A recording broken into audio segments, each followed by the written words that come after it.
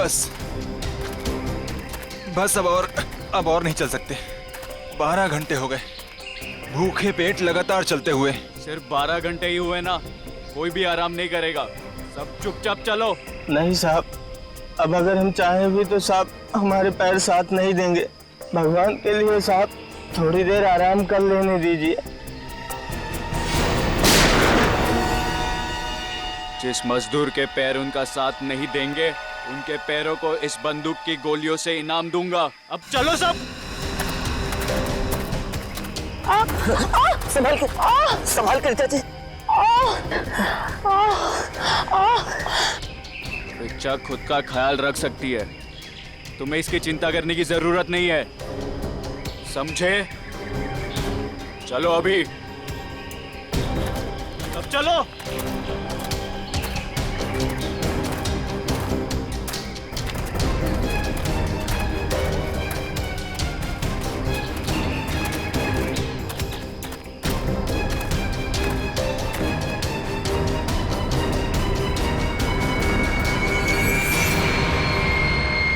मिल गया।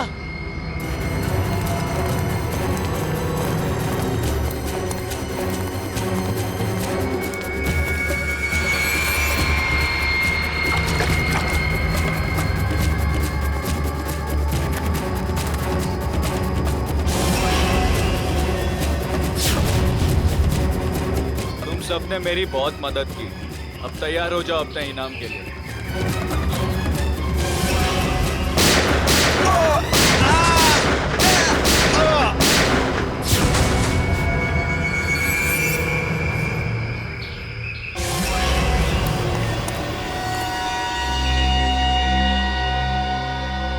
रणबीर, क्या किया तुमने ये?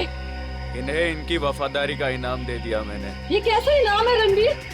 अब तुम दोनों को तुम्हारी बेवफाई की सजा दूंगा।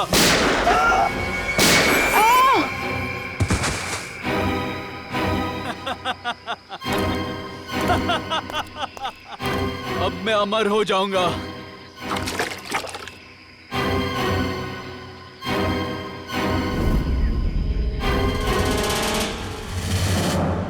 धन्यवाद दोस्तों आप सबका, जो अपना कीमती वक्त निकाल कर यहाँ आए और दिल खोलकर सामान खरीद कर इस नीलामी को कामयाब बनाया। अब बारी है उस नीलामी के आखिरी पड़ाव की, आखिरी खरीद की, जिसका आप सबको बहुत बेसब्री से इंतजार था। दोस्तों, सैकड़ों साल पहले स्पेनिश और पुर्तगाली लोग भारत आए थे मसालों का व्यापार करने के लिए। ये डायरी उसी वक्त उसी दौर की है, और इस डायरी की खास बात यह है कि इसमें क्या लिखा है मुझे नहीं मालूम, और मुझे तो क्या किसी को भी नहीं मालूम सिवाय इसके मालिक के। ये डायरी स्पेनिश सेलर जॉनसन वैंगलर की थी, जिसे सैकड़ों साल पहले मिस्टर राघव ने नीलामी में खरीदा था, और आज उनके पोते मिस्टर सुनील इसको फिर नीलाम कर रहे हैं। मिस्टर सुनील, क्या आपको पता है इस डायरी में क्या लिखा है? जी नहीं। तो फिर ये ऐतिहासिक डायरी आप नीलाम क्यों करना चाहते हैं? इसे पढ़ क्यों नहीं लेते? मुझे कोई फर्क नहीं पड़ता कि डायरी में क्या लिखा है और क्या नहीं, मुझे बस पैसा चाहिए, सिर्फ और सिर्फ पैसा। तो नीलामी शुरू की जाए। नीलामी शुरू करते हैं 10 लाख रुपयों से। 20 लाख। 20 लाख। और कोई? 30 लाख। 30 लाख। वाह साहब, और आपसे ज्यादा कोई है? 30 लाख से ज्यादा? 40 लाख। 40 लाख। 50 लाख। अरे वाह, ये हुई असली कदरदानों वाली बात। कोई और है जो 50 लाख से ज्यादा की बोली लगाएगा? 50 लाख 1, 50 लाख 2, 1 करोड़। वाह साहब, इसे कहते हैं असली कदरदान, जो लाखों की चीज करोड़ों तक पहुंचा दे। 1 करोड़ 1, 1 करोड़ 2, अरे 1 करोड़ 3। 1 करोड़ का चेक मैंने पहले ही आपके ऑफिस में जमा कर दिया है। ये डायरी अगले 1 घंटे में मेरे घर पहुंच जानी चाहिए।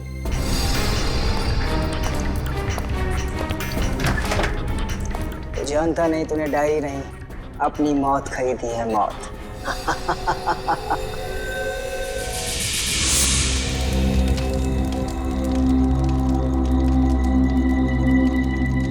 ओह नो, मेरा पानी खत्म हो गया। गाइस, तुम लोग पास पानी है क्या? अरे यार, मेरा पानी तो शाम को ही खत्म हो गया था। अरे तो बताना था ना, ढाबे पे भर लेते। ऐसे ही सो जाओ ना यार, कल सुबह तक की तो बात है। यार प्यासे रहता हूँ, मुझे डरावने सपने आते हैं। अनिकेत, ये डरावने सपने और प्यास का क्या कनेक्शन है भाई दवे? पता नहीं, पर मुझे पानी पीना है यार। तू सुधरेगा नहीं, सो जा। यार तुम लोग तीनों के तीनों कुंभकर्ण।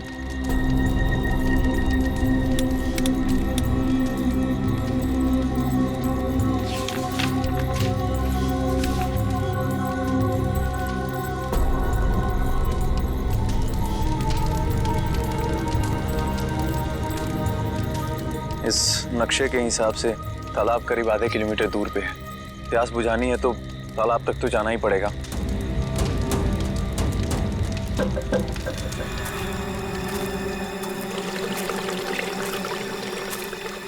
ये पानी की आवाज आ रही है, लगता है तालाब कहीं आसपास में ही है। और ये नक्शा भी यही बता रहा है कि तालाब पास में है।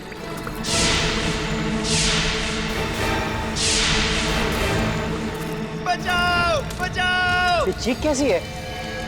अरे ये अनिकेत कहाँ चला गया? कहीं ये उसी की चीख तो नहीं? अनिकेत! अनिकेत! अनिकेत! अनिकेत! अनिकेत!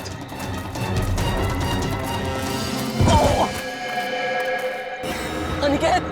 कहीं ये मर गया। क्या? कौन है? ये कौन मार रहा है? भागो भागो भागो भागो यार भागो!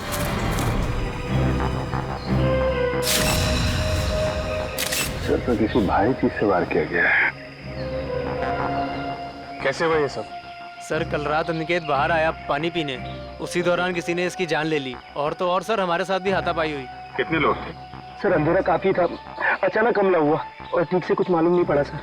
सर हमारा एक साथी पूरब भी अब कल रात से नहीं मिल रहा। कल रात वो हमसे बिछड़ गया और मुझे तो डर है कि कहीं अनिकेत की तरह उन लोगों ने पूरब को भी। घबराओ नहीं, हम लोग पूरा कुछ जल्दी ढूंढ लेंगे। चलो ढूंढो, देखो कुछ मिलता है क्या।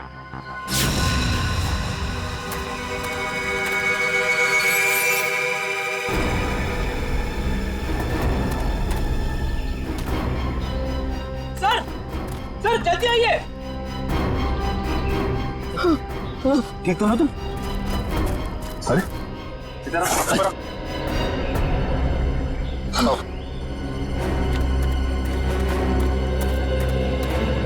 Sunil, yes sir. प्लीज इधर आइए।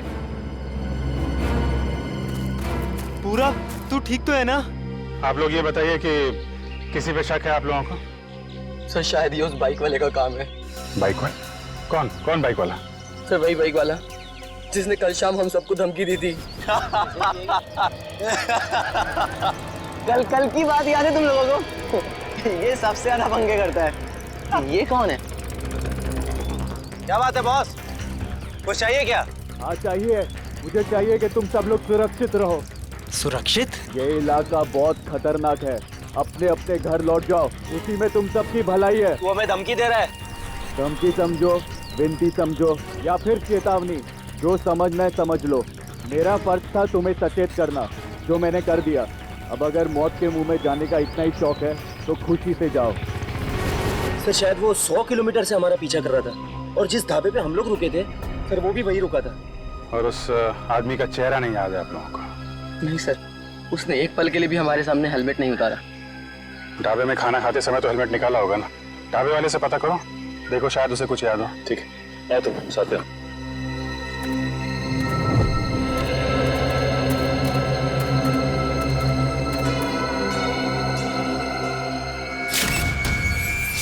खून? खून की बूंदें? मतलब कोई जख्मी आदमी भागा यहाँ से? सर लेकिन खून बहुत ज्यादा नहीं है, जो भी है उसे ज्यादा चोट नहीं आई होगी। सर ये देखिए घसीटने के निशान हैं। मतलब उन दोस्तों के अलावा कोई और आदमी भी था जिसको उन मुजरिमों ने मारा और फिर उसे घसीटते हुए यहाँ से ले गए। सर ये रास्ता तो सीधा मेन रोड की तरफ जाता है। इसका मतलब जो भी गुनहगार था उसे इस जंगल और रास्ते का पूरा ज्ञान था। हाँ, तभी तो रात के अंधेरे में भी यहाँ पहुँचने में कोई गलती नहीं की उन लोगों ने। ये टायर के निशान, ये तो किसी बड़ी गाड़ी के लगते हैं।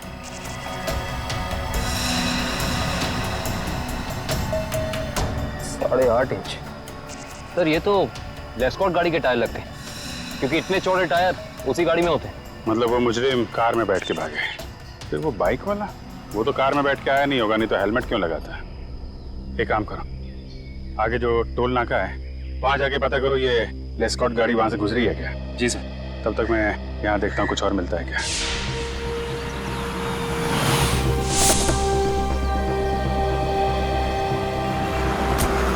यही है वो ढाबा जहाँ मैं और मेरे दोस्त खाना खाने के लिए रुके थे।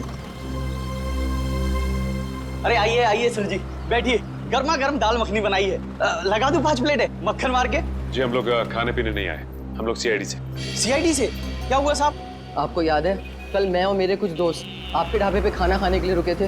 हाँ हाँ, हल्का हल्का याद तो आ रहा है, पर आपको इतनी चोट कैसे लगी? कल रात इनके ऊपर हमला हो गया और उस हमले में इनके दोस्त अनिकेत की मौत हो गई। हे भगवान, ये हो क्या रहा है आजकल? समाज में दिन ब दिन जुर्म बढ़ता ही जा रहा है। हाँ वो तो है, लेकिन हमें शक है कि इस जुर्म में एक बाइक वाला शामिल है जो कल यहाँ पे आया था। बाइक वाला? जी हाँ, उसने एक ब्लैक बाइकर सूट और ब्लैक हेलमेट पहना था और मुझे अच्छे से याद है उसके पास नलोंजन मॉडल की बाइक भी थी। एक बाइक वाला आया तो था। अच्छा, उस बाइक वाले के बारे में कुछ याद है आपको? कैसा दिखता था वो? साहब इतना तो याद नहीं, लेकिन शायद रामू को पता होगा। रामू जरा इधर आना, जरा बताना साहब लोगों को उस बाइक वाले के बारे में। जब उसने हेलमेट उतारा था तो मैंने एक ही झलक देखा था सेठ जी। बहुत अजीब आदमी था, अजीब तरीके से बर्ताव कर रहा था। देखो तुमने उसकी एक झलक देखी ना, तुम्हें जो कुछ भी याद है हमारे लिए उसका स्केच बनवाओ। हाँ इशिता, ठीक है, कोशिश जारी रखना। क्या हुआ श्रेया? सर, सारांश का अभी तक पता नहीं चल पा रहा।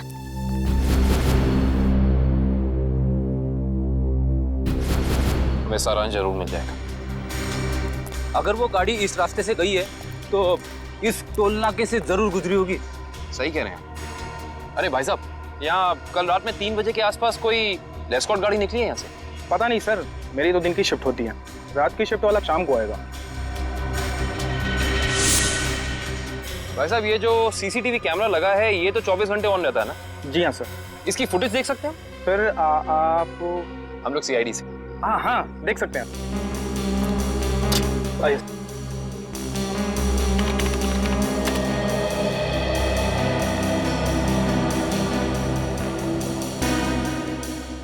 ये देखिए, लेस्कॉट गाड़ी रात के 2:55 को यहाँ से गुजरी है। लगती तो वही गाड़ी है, जरा रिवाइंड करिए। एक मिनट पॉज कीजिए। अरे ना तो ड्राइवर दिख रहा है और ना ही गाड़ी की नंबर प्लेट। थोड़ा जूम कीजिए। ये क्या लिखा है? Car on rent. Car on rent? Sir, ध्वनि नगर में कार ऑन रेंट नाम की कंपनी है। कहीं ये गाड़ी वहीं से किराए पे तो नहीं ली गई थी? सर, ये रहा स्केच। बन गया स्केच? यही वो आदमी? हाँ साहब, ऐसा ही कुछ दिखता था वो। ठीक है, आसपास की दुकानों से पता करते हैं, किसी ना किसी ने तो जरूर देखा होगा उसे। भाई साहब, इस स्केच को ध्यान से देखो। इस आदमी को पहचानते हो? नहीं देखा इसको इससे पहले। साहब, बुरा ना मानो तो ये फोटो मैं देख सकता हूँ? अरे काका, इसमें बुरा मानने की क्या बात है? देखिए।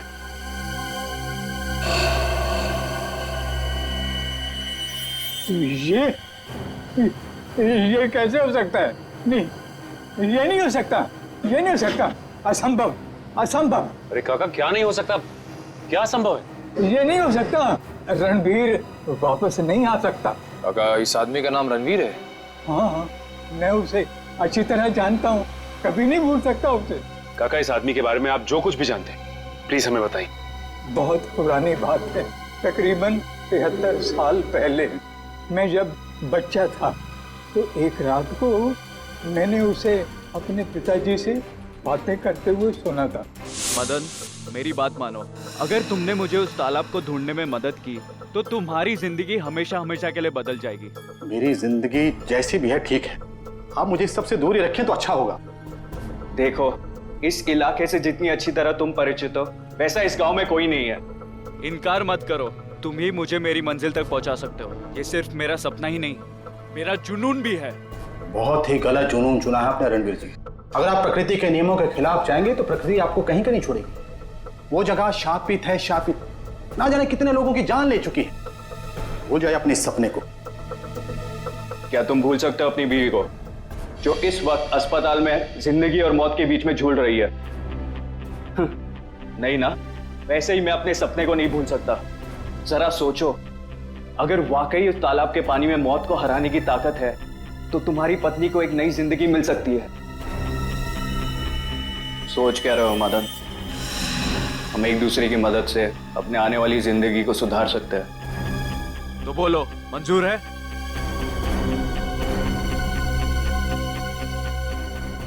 ये कैसे हो सकता है काका? आपके कहने के मुताबिक आज से 73 साल पहले, यानी कि 1941 में, ये आदमी जैसा दिखता था आज भी वैसा ही दिखता है। हाँ, तभी तो मैंने कहा था असंभव, ये अजूबा कैसे हो सकता है? और इसी की वजह से तो मैंने अपने पिताजी को खोया था। इसकी वजह से आपने अपने पिता को खोया? हाँ, ये मेरे पिताजी को बहकाकर एक तालाब पे लेकर गए थे।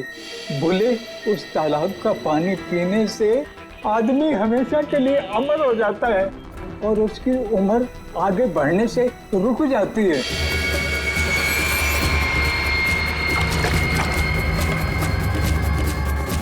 ये कैसा तालाब है काका?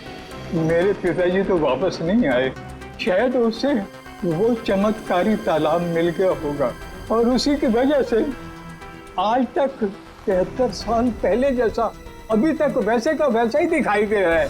काका ये कैसी बातें कर रहे हैं आप?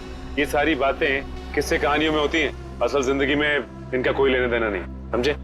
बिना आग के कभी धुआं नहीं उठता बेटा।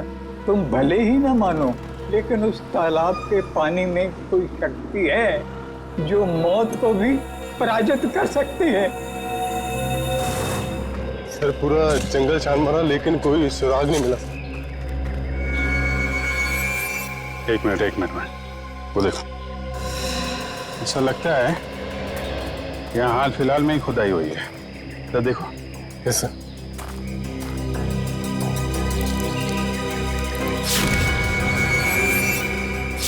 हाँ, यहाँ पे कुछ है सर।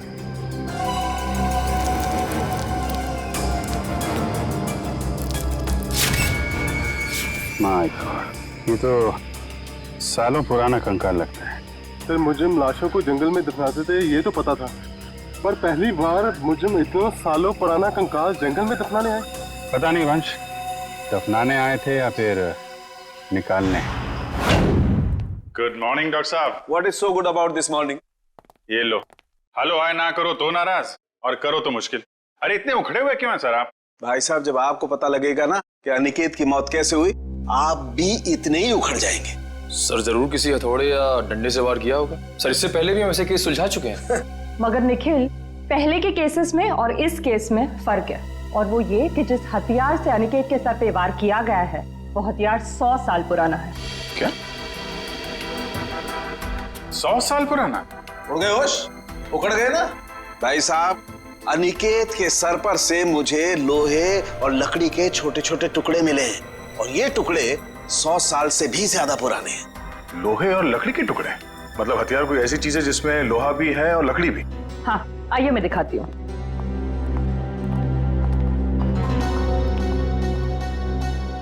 ये देखिए, कुछ इस तरह। मगर सर इतना पुराना हथियार खूनी के हाथ लगा कहाँ से? शायद दादा परदादा के जमाने से घर पे रखा होगा, अब निकाला है काम के लिए। और अगर मैं कहूं कि ये कंकाल जो आप लोग लेके आए हैं, ये कंकाल भी 100 साल से ज्यादा पुराना है, तो मतलब कितना पुराना है ये कंकाल? जिस तरह वो हथियार 100 साल पुराना है, ठीक उसी तरह ये कंकाल भी 100 साल पुराना है। मतलब ये मरने वाला भी अंग्रेजों के जमाने का है? अंग्रेजों के जमाने का नहीं है, अंग्रेज ही है। जी हाँ, इसकी हड्डियां हमें ये बताती है कि ये शख्स कोई यूरोपियन है, एशियन नहीं है। 100 साल पुराना हथियार और 100 साल पुराना मुर्दा, वो भी विदेशी। आज के जमाने में किसी को इसमें क्या दिलचस्पी हो सकती है? इस फोटो को ध्यान से देखिए। ये सफेद रंग की लेस्कॉट गाड़ी आप ही के यहाँ से किराए पे ली गई थी? माफ कीजिए सर, इस फोटो में कार की नंबर प्लेट नहीं दिख रही है, इसलिए बता पाना मुश्किल है कि कार किसने किराए पर ली थी। अरे भाई कमाल करते हैं आप, है तो आप ही की कंपनी की गाड़ी ना, नंबर प्लेट ना सही कुछ और देख के पहचान लीजिए। सर 100 से ज्यादा गाड़ियां हैं हमारी कंपनी में और इसी मॉडल इसी रंग की करीब 20 गाड़ियां हैं। सर इस तरह बता पाना मुमकिन नहीं है। तो आप एक काम कीजिए, आप हमें ये बताइए कि ऐसी सफेद रंग की लेस्कॉट गाड़ी कितने लोगों ने पिछले एक हफ्ते में किराए पे ली है यहाँ से? 1 मिनट सर।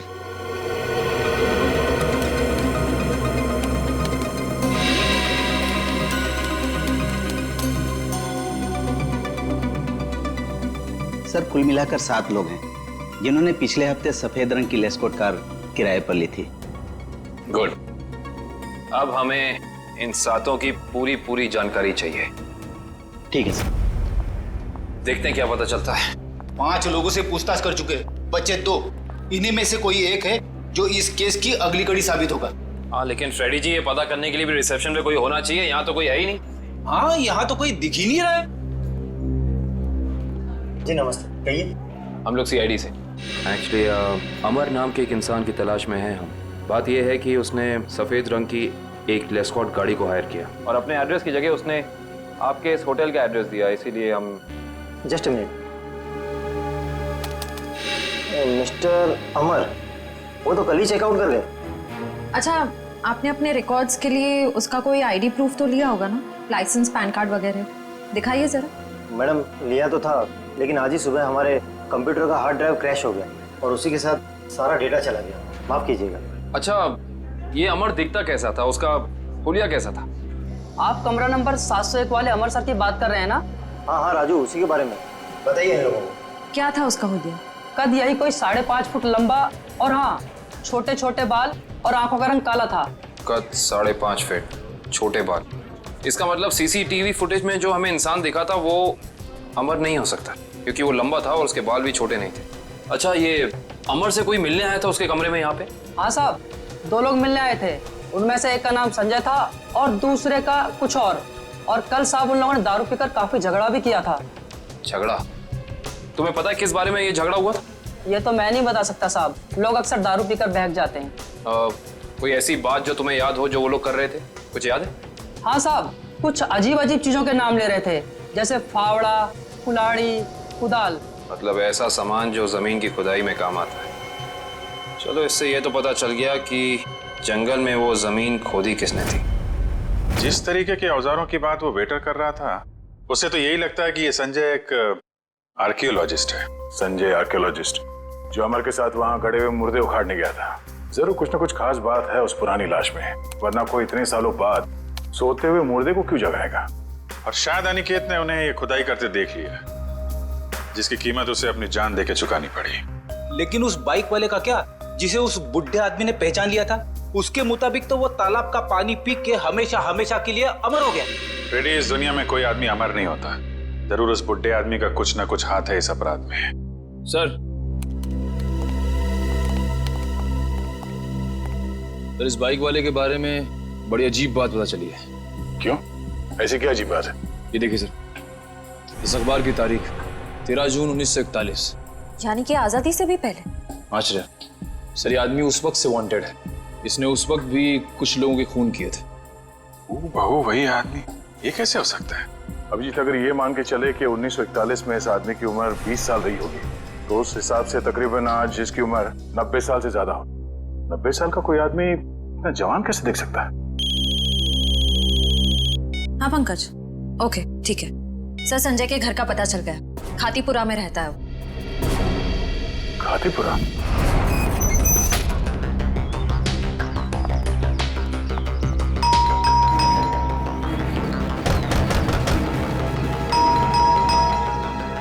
लगता है संजय को हमारे यहाँ आने की खबर लग गई होगी, इसीलिए भाग गया होगा।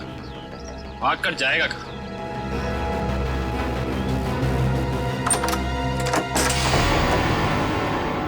अच्छी तरह से तलाशी लो इस घर की, कुछ ना कुछ तो जरूर मिलेगा।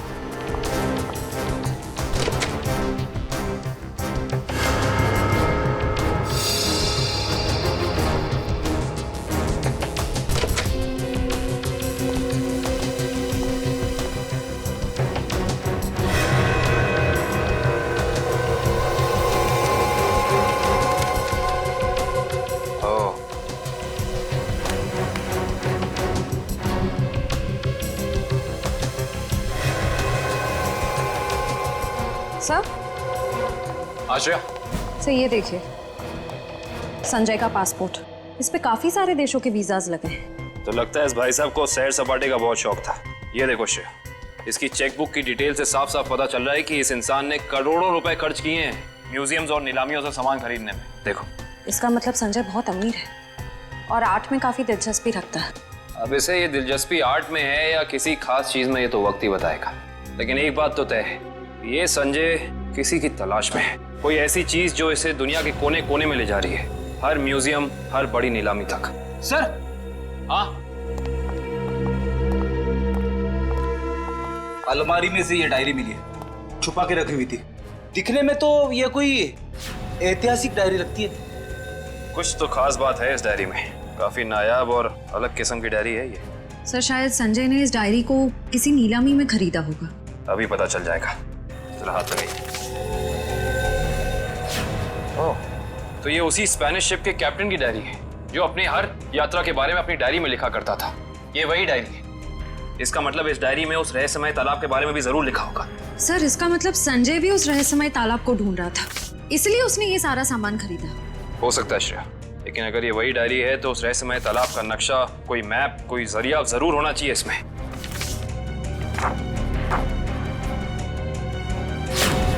कमाल है, इस डायरी में तो ऐसा कुछ भी नहीं है, कोई नक्शा, कोई जरिया, कोई रास्ता, कुछ नहीं। लेकिन इससे एक बात तो तय हो गई कि इस रहस्यमय तालाब को ढूंढने में दोनों अमर और संजय साथ मिलकर काम कर रहे थे। इसका मतलब हमें इस कमरे में कुछ ना कुछ जरूर मिलेगा। छानबीन करो।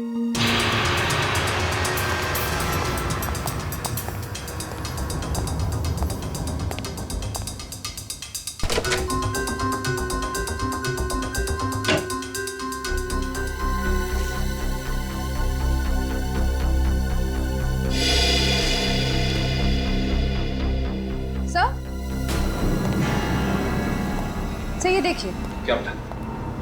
संजय ने अपने सारे पुराने सामानों की कार्बन डेटिंग करवाई है किसी डॉक्टर वीरेन से। Carbon dating? इसका मतलब तो साफ है कि संजय अपने हर सामान के बारे में पता करना चाहता था कि वो असल में कितना पुराना है।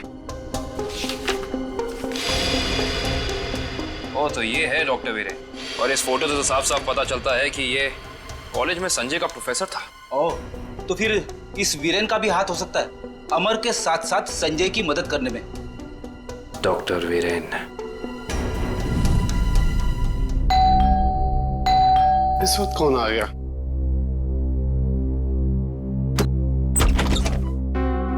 आप लोग?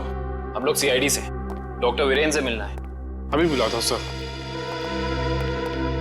आप लोग बैंक से आए ना? नहीं साहब, ये सीआईडी से आए सर। सीआईडी? इसे पहचानते हैं आप? जी नहीं। किसने मारा इसे? हमें पता होता तो अब तक मुजरिम सलाखों के पीछे होता। देखिए, मैं इस मामले में आपकी कोई मदद नहीं कर सकता। चलिए, इस मामले में ना सही, लेकिन किसी और मामले में हमारी मदद कर दीजिए। मैं कुछ समझा नहीं। मैं समझाता हूँ। आप हमें उस रहस्यमय तालाब के बारे में बताइए जिसका पानी पीकर इंसान कभी मरता नहीं है, जवान रहता है, अमर हो जाता है। ये क्या मजाक कर रहे हैं आप? अगर ऐसा कोई तालाब होता तो दुनिया में मौत नाम की चीज ही नहीं होती। कमाल करते हैं आप भी। हमें तो लगा कि आपके स्टूडेंट संजय ने आपको सब कुछ बताया होगा, लेकिन उसने आपको तालाब के बारे में कुछ नहीं बताया लगता है। संजय? तो आप संजय को जानते हैं? सिर्फ जानते ही नहीं, उसके घर होकर आ रहे हैं, जहाँ हमें पता चला है कि वो अपनी हर पुरानी चीज की कार्बन डेटिंग डॉक्टर वीरेन से कराता है, यानी कि आप। देखिए, संजय एक आर्कोलॉजिस्ट है और ये तो उसके एक काम का हिस्सा है। हिस्सा? हिस्से से याद आया कि आपके हिस्से की कॉफी ठंडी हो रही है डॉक्टर साहब, पी लीजिए। ठंडी कॉफी पीने में कोई मजा नहीं है। वैसे ये कॉफी का दूसरा कप किसके लिए? इस घर में और भी कोई है क्या? हाँ साहब, अभी भी। तुम जाओ। ये अभी मेरा दोस्त आया था, उसी का है। नहीं, आपके दोस्त का नाम संजय तो नहीं? देखिए वीरेन साहब, आप शक्ल से तो निहायत ही शरीफ इंसान लगते हैं। अब इस संजय की वजह से आपको जेल में जाकर चक्की पीसनी पड़े, हम में से किसी को भी अच्छा नहीं लगेगा। मैं वाकई नहीं जानता कि संजय कुछ गैर कानूनी काम कर रहा है। लेकिन अब तो पता चल गया ना, आपकी भलाई इसी में है कि जो कुछ भी है सच सच बता दो। देखिए, संजय को कुछ पोर्तुगली एक्सप्लोरर का सामान मिला था, उसमें लैटिन भाषा में कुछ लिखा हुआ था। उसका मतलब जानने के लिए वो मेरे पास आया था। इसका मतलब वो मुर्दा उसी पुर्तगाली एक्सप्लोरर का होगा और उसी की सामान की तलाश में संजय जंगल में गया था। क्या लिखा था लैटिन भाषा में? उसमें एक गुफा का नाम लिखा था, सिनारी गुफा। शिनारी गुफा। अरे बाप रे! अरे बाप रे बाप! पूरी बॉडी बज रही है। यहाँ पे आके मैंने अपनी बहादुरी तो दिखा दी, अब बता भी देता हूँ, कुछ नहीं है यहाँ पे। चलिए वापस चलते। अरे रुकिए रुकिए रुकिए फ्रेडी जी, इतनी बहादुरी दिखाई है तो थोड़ी और दिखा दीजिए। सर हाँ सर। ये देखिए, अजीब निशान बने हुए हैं। अरे यहाँ पे भी है। हर दीवार पे। कहीं ये निशान उसी पुर्तगाली एक्सप्लोरर तो नहीं बनाए? ये निशान हमें उस तालाब तक पहुंचने का रास्ता दिखा रहे हैं शायद। अंदर चल के देखते हैं।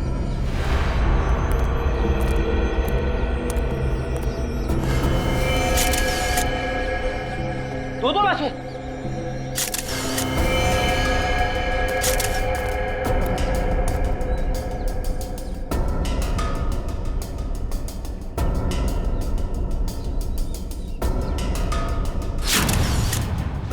ये तो संजय है। और सर, हो ना हो ये जरूर अमर की लाश है। ये देखिए, होटल के वेटर ने हमें जो हुलिया दिया था, ये हूबहू वैसा ही है। लगता है ये दोनों यहाँ पे उस तालाब की तलाश में आए थे जिंदगी को अमर बनाने और बदले में मिली मौत। है कौन वो आदमी जो तालाब की खोज करने वाले लोगों का खून कर रहा है? जरूर कोई ऐसा है फ्रेडी जी जो नहीं चाहता कि उसके अलावा इस तालाब के बारे में किसी और को पता चले।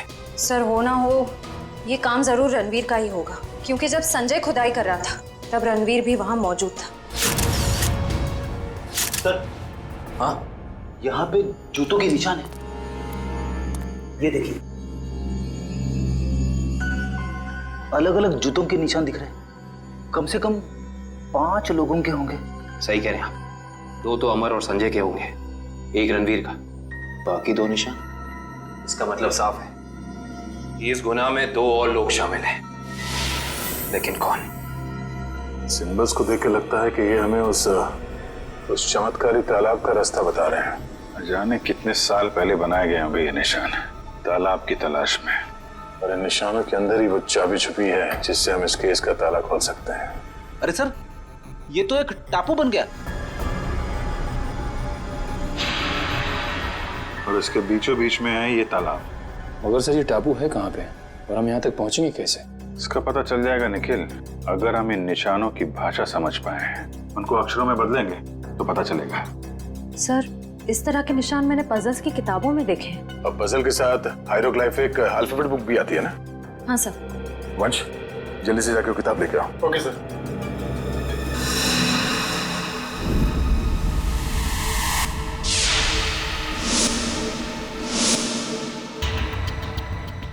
इस किताब में जो अक्षर दिए गए हैं उसके हिसाब से तो ये बन रहा है ANDAVIA, अंदाविया। अंदाविया? चलो जरा इंटरनेट पे चेक करो, अंदाविया टापू जैसी कोई जगह है क्या? सर, ये देखिए, ये अंदाविया नाम का टापू भारत के दक्षिणी दिशा में, यानी कि इंडियन ओशन में। मगर सर, यहाँ लिखा है कि ये टापू बिल्कुल खाली है, यहाँ कोई नहीं रहता। और इस टापू का मौसम और वातावरण रहने के अनुकूल नहीं है। अब समझ में आया कि किसी को ये चमत्कारी तालाब मिला कैसे नहीं। तो इस केस का अंत इस अंदाविया टापू में ही होगा।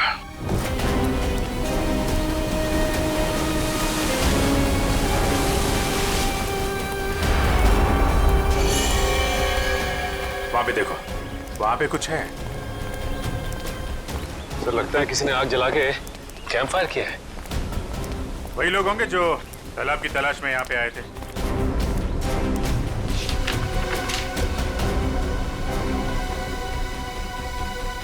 इस मैप के हिसाब से तो उत्तर दिशा में करीब 7 किलोमीटर अंदर है वो तालाब। एक काम करते हैं, यहाँ से सब लोग अलग अलग हो जाते हैं। किसी को कुछ भी मिलता है फौरन एक दूसरे को इन्फॉर्म करेंगे। ओके? Yes sir. सचिन,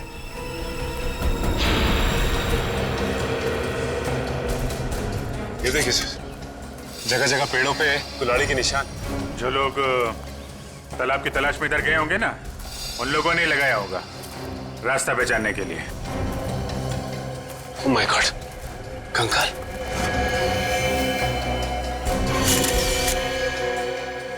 न जाने कितने साल पुराना मुर्दा है ये।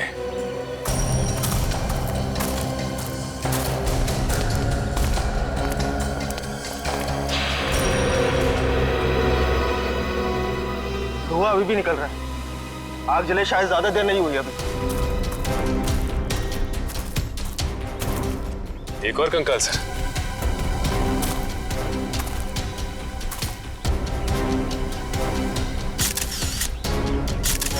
सर, जिंदगी देने वाले तालाब ने न जाने कितने लोगों की जानें ले ली है। जिंदगी तालाब नहीं ले रहा है सचिन, कोई इंसान ले रहा है जिसका कोई ना कोई राज जुड़ा है उस तालाब के साथ। और न जाने कितने कंकाल देखने को मिलेंगे। ये तो ट्रैप है, कोई आ रहा है।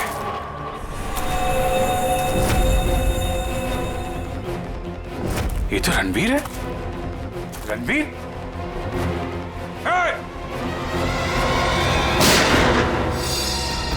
गोली चलने की आवाज इस तरफ से आई। कहीं उनको कुछ हो तो नहीं रहा? चलो।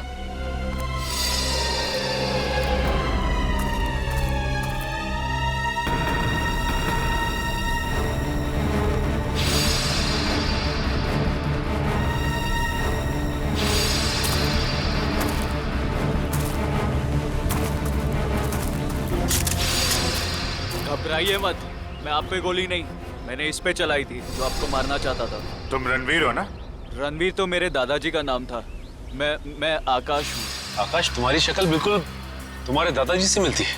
हाँ, ये बात पहले कई लोग बोल चुके हैं मुझे। मगर तुम अपने दादाजी की तरीके से चमत्कारी तालाब के चक्कर में कैसे पड़ गए? 2 महीने पहले मैं ये देश में भी नहीं था, यूएस में लॉ की पढ़ाई कर रहा था कि अचानक मेरी मुलाकात संजय से हुई। वो इस तालाब और मेरे परिवार के संबंधित कुछ जानकारी चाहता था। अच्छा, तो तुमने संजय को अपने दादाजी के बारे में बताया?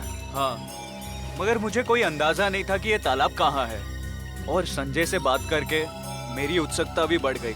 और इसलिए तुम इंडिया चले आए ताकि संजय पे नजर रख सको और उस तालाब तक पहुंच सको जिसके चक्कर में तुम्हारे दादाजी यहाँ आए थे। हाँ, और इस राज तक भी पहुंच सकूं कि मेरे दादाजी उस तालाब के तलाश से वापस लौटे क्यों नहीं। अच्छा, क्या संजय को वाकई लगता था कि उस तालाब में कोई चमत्कारी शक्ति? नहीं, वो चमत्कारी शक्ति के पीछे नहीं था सर, वो खजाने के पीछे था जो अंग्रेजों के जमाने से वहाँ पे दबा पड़ा है। किस खजाने की बात कर रहे थे? सालों पहले स्पेन देश से एक ट्रेजर शिप आई थी इस टापू पर तालाब की तलाश में। अच्छा, उस शिप के कप्तान की डायरी संजय के घर से मिली थी ना? हाँ, उसी डायरी से उसे खजाने के बारे में पता चला और कुछ महीनों बाद वो शिप समुंदर में डूब गई। मगर शिप में जो खजाना था वो गोताखोरों को नीचे नहीं मिला। मतलब उस शिप के किसी आदमी ने शिप डूबने से पहले उस खजाने को यहीं इस टापू में कहीं छुपा दिया है। हाँ, और संजय को उस खजाने की तलाश थी, ना कि किसी चमत्कारी पानी की। सर, आप लोग ठीक तो है ना? हाँ, हम लोग ठीक हैं। गोली की आवाज सुन के लगा कि कुछ खतरा है यहाँ पे। खतरा अभी टला नहीं है निखिल। कुछ लोग हैं यहाँ जो खजाने की तलाश में मरने मारने पे उतारू हो गए हैं। सर, तालाब तो मिल गया लेकिन ये तो सूखा हुआ है। लोगों को अमर बनाने वाला तालाब आज वही सूख गया है।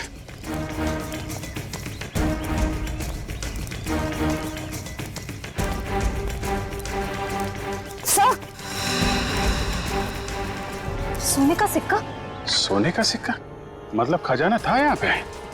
सर, इसका मतलब वो आदमी खजाना लेके ये लोग इस तरफ से निकल गए बाहर। सर, ये रास्ता तो टापू के दूसरे हिस्से जाता है। मैं भी वहीं से आया था और उन लोगों की नाव भी वहीं पे थी। टापू की दूसरी तरफ? हाँ, रोकना होगा उन्हें। जल्दी आओ तुम लोग, आ जाओ आ जाओ।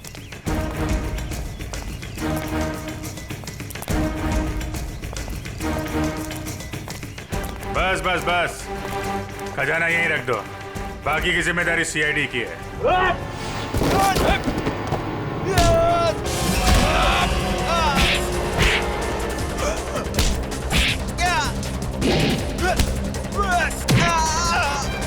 Oh!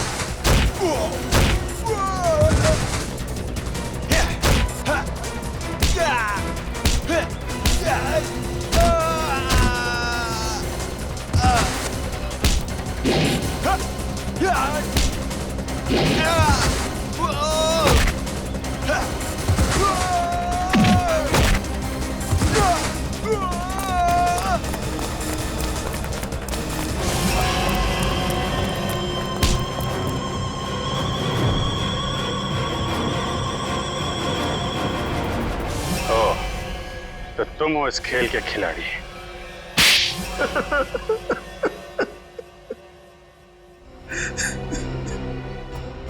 हाँ, मैंने ही मारा है अमर को, संजय को और अनिकेत को भी। मगर तुम्हें संजय और अमर के प्लान के बारे में पता कैसे चला? उस दिन जब होटल के बाहर में वो लोग बात कर रहे थे, मैंने उन दोनों की सारी बातें सुन ली थी। हम बहुत जल्द खजाने तक पहुंचने वाले हैं, फिर हम बेशुमार दौलत के मालिक हो जाएंगे।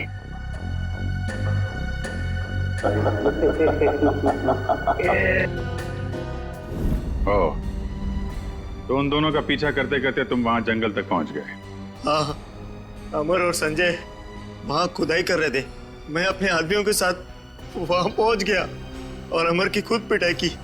संजय डर गया और इस बात के लिए राजी हो गया कि खजाने का पता लगाकर वो मुझे उसका 90% दे देगा। और अनिकेत ने तुम्हें ये जुर्म करते हुए देख लिया तो उसका भी खून कर दिया तुमने। हाँ, उसकी तो किस्मत ही खराब थी, बेमौत मारा गया। और जब संजय मुझे उस गुफा तक ले गया, मेरा काम खत्म हो गया।